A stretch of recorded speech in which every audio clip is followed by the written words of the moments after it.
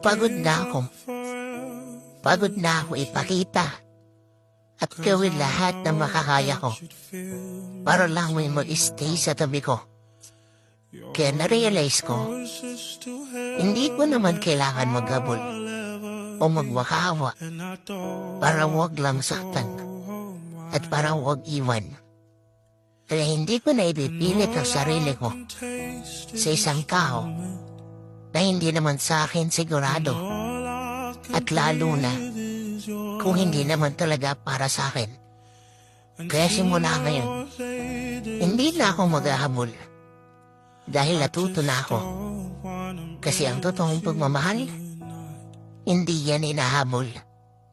Binibigay yan na kusang loob. At mas mabuti na magpalaya kaysa magmakawa. Don't think that they'd understand.